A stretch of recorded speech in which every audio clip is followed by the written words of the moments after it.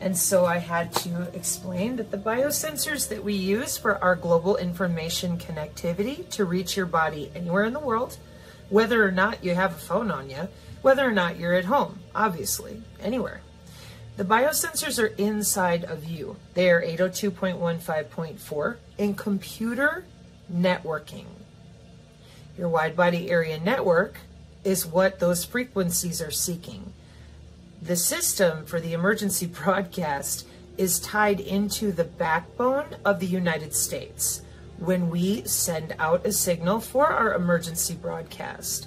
And we want to make sure that it goes out to each individual node. We do not only send the signal to a phone or a computer. Since 2005, we send the signal to your body because your body is 802.15.6, the wireless body area network node. Now, people continue to say that this was not possible because folks of that nature, many of them are still unaware of the wireless body area network. They are also unaware of the way that our 6G wireless area, or excuse me, our 6th generation wireless actually works. Your body is at 802.15.6.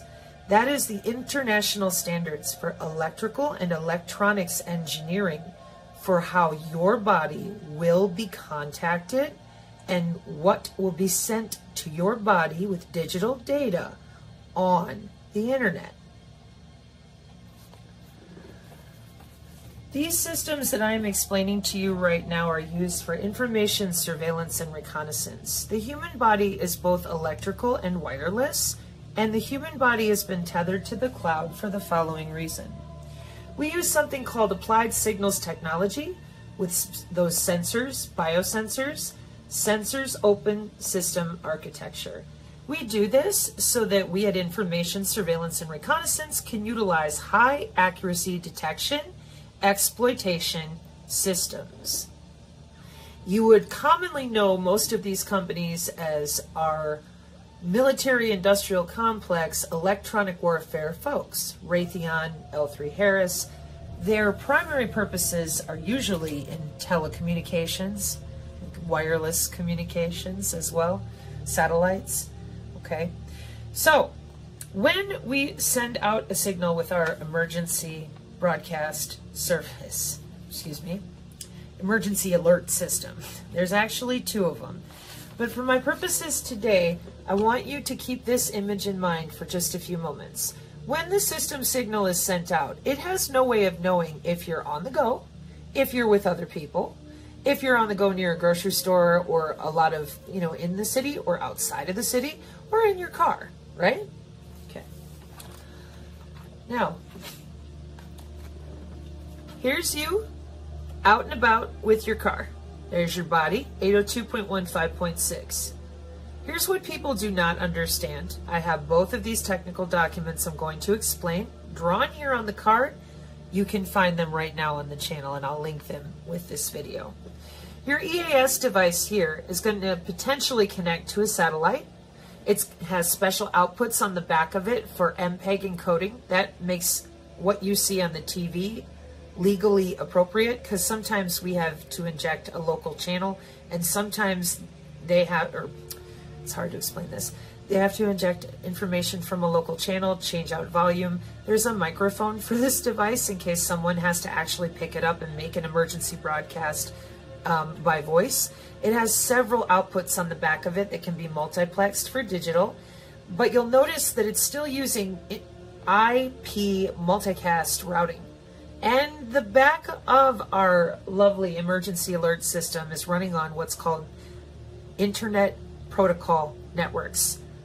That's IP networks, okay? So from this device, it starts talking to the satellites outside the cable TV head end. This device is sitting at something called a cable head end. Your cable system is going to broadcast, and in the event that you're not at your home, you can see your home is down here and you follow all these little lines to get back to the head end. Well, if you're not at home and you're out in your car, the device will send it out through the cell phone networks to look for you because you're a node on its network. I'm going to explain that in a minute. Now, anytime that we are sending data to biomarkers currently, wearables or in situ in vivo with 802.15.4, we attempt to bootstrap devices that are local to you, like your phone or your iPad. But if those devices are not within range, we're going to be using the two radio frequency syncs and what are called mesh relay networks or wireless sensor networks. The wireless sensor networks are 802.15.5. They go up and go down very fast. Thus, they're called on-the-fly networks, ad hoc. I'm going to show you the image again of your body with the two radio frequency syncs and multiple internal nodes. Your body itself is a different network from these little guys. And the network that I'm referring to right now is a third one that follows you around, and it goes up or down to relay from your body, just in case you don't have your phone. These industrial systems are built on the industrial Internet of Things for use of memory as well as redundancy. Now, I'm going to turn the card around. This is the heavy technical data for those of you that are in the industries, okay? And then I will finish up for the folks that are not necessarily in the industry, pardon me. So in our emergency alert system, what has happened is software-defined networking. A lot of people don't seem to be aware of it. It happened back in 2013. And when it did, it changed things. Like network function virtualization is the replacement of network appliance hardware with virtual machines. Computer networking changed in 2013 for the first time in a long time. Software-defined networking, virtual machines or network function virtualization instead of network hardware purchases that would need to be made. So with this came the challenge of the remoting of our physical OSI layer, and for that we have developed a new system that can switch by converged interconnect networks, can switch between layer 2, which only has the MAC and no IP address, or layer 3, which can then go out to routed protocols. It uses a distributed access architecture for its converged cable access platform cores. And this right here is going to be a component of your CMTS, which is this black box running all your cable modems to your house with the drop. And then you have multiple houses that go out with you to an optical node, up to the fiber loop, back to the encoder. And then it will send out all these different signals as it's making sure that it can reach the web, radar, satellite, cell phone towers, whatever it needs to. Because your cable TV head end is where your TV broadcasts, radio broadcasts, all of it comes from. So this is your house, and this is the drop from your cable company. And inside you have your cable modem, your different wireless machines.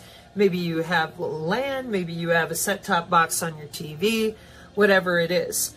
But the emergency alert system is in the head end. And she's using an IP networking way to get to the comm controller. Now, the comm controllers are sitting here.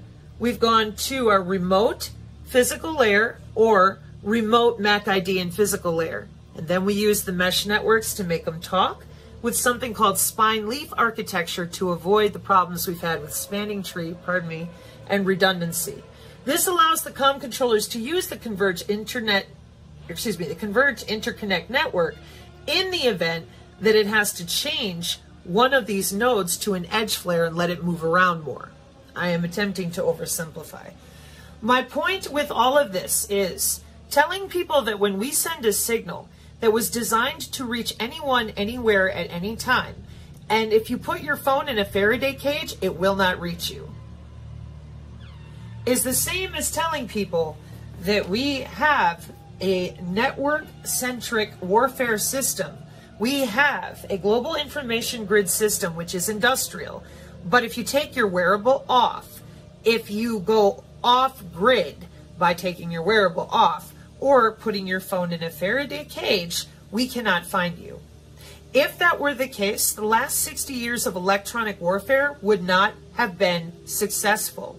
We do not track you by device any longer. Those items can be tracked for other reasons. But at the industrial scale of the wireless body area networks, we are tracking your body. And it is for health applications like telemedicine. So, in closing, the net-centric warfare system for cognitive threat warfare technology allows us to choose your internet service provider, satellite, drones, infrasonic, the MAC IDs on the physical layer, or just the MAC ID, or your personal area network. Networks break out and are segmented. We do that too. But no matter what, we will find you, and it will be your body, because you're the node. You're the node that's attached to that comm controller in the head end. It's no longer just cable modems. So when the device, and again, I recommend to those of you who are having a hard time reading my mapping about this device to check the links that will be in the description. This is your emergency alert system in your cable TV head end, and these are the hard metrics that Cisco and Triveldi for the equipment for EAS have listed. And I know from my own personal experience of having to deal with a Cisco 7200, and on this one, yeah, she's down here. Cisco 7200, I had a 2900 XL and an AS 5300 router. And that box, when it goes into any of those ports, I have to and had to configure that router specifically to be able to properly send the signal from the emergency alert services, because that's what a CMTS is. Well, the 7200, sorry, the other ones are smaller. But the bottom line is still the same. You're routing over internet protocol traffic, unless you're only routing at the logic link layer. And even then, you're still using the body area network and the mesh relays to do it. We also route open shortest path first. If your phone is on and we can bootstrap it, great. But if it's not, we don't need your phone, and we're not going to.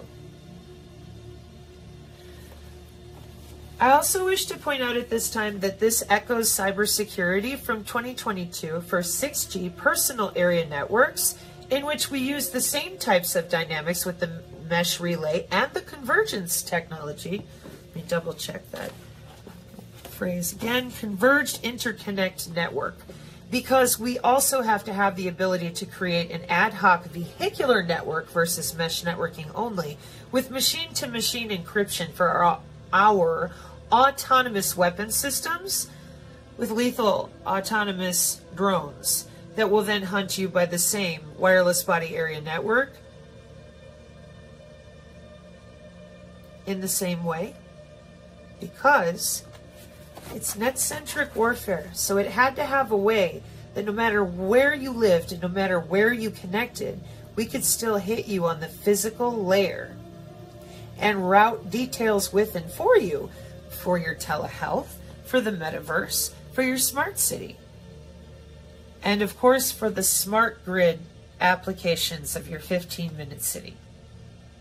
So thank you for your time out there, and I hope this helps clear up any further metric discussions about the potential reach of our net-centric warfare and how we also utilize the new functions of Cisco's interconnected systems with our spine leaf instead of spanning tree types of routing, so that we can make sure no matter where you go, we are able to connect.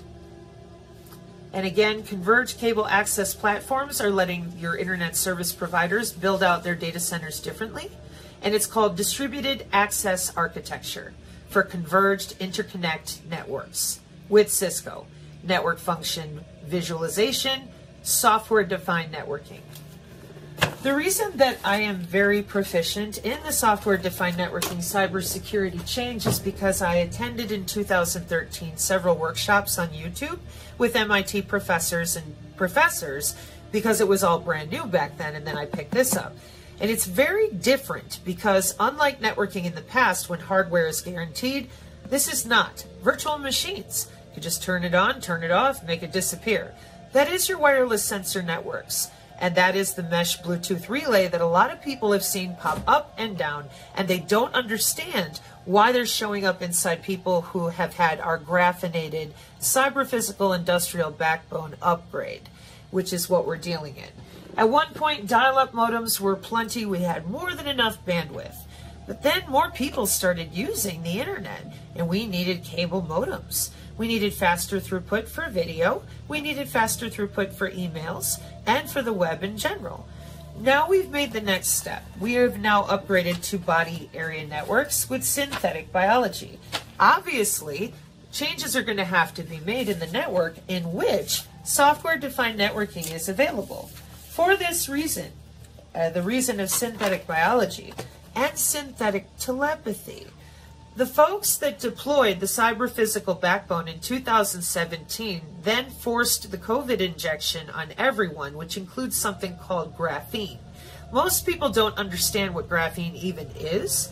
They think that it's somehow some big bioweapon. No, graphene has its uses in something called metamaterials.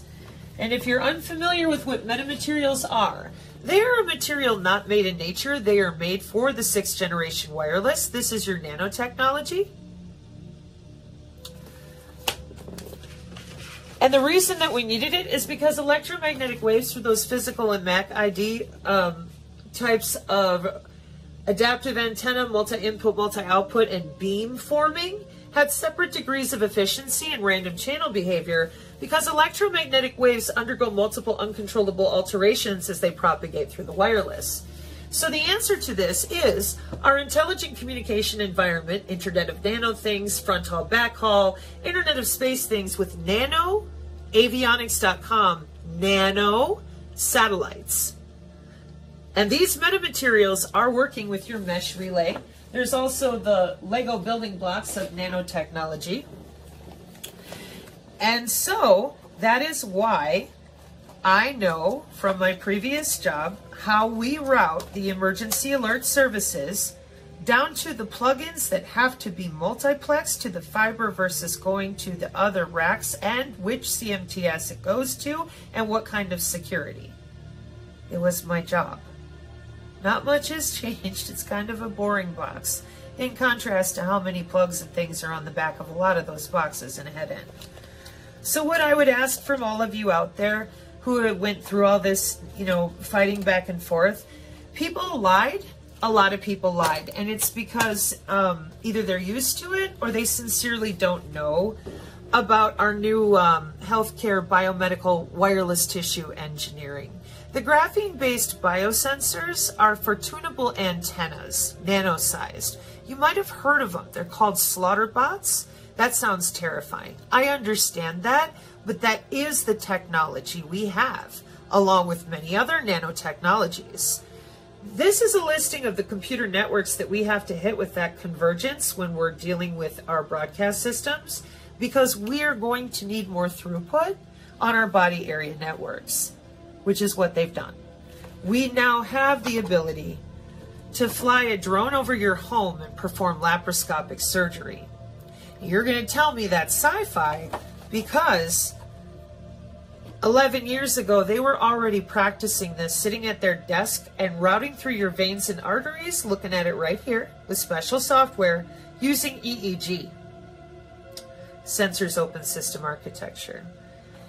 We have specialized routing protocols for these wireless body area networks that have to be followed per Federal Communications Commission standards since 2014 for the medical body area network.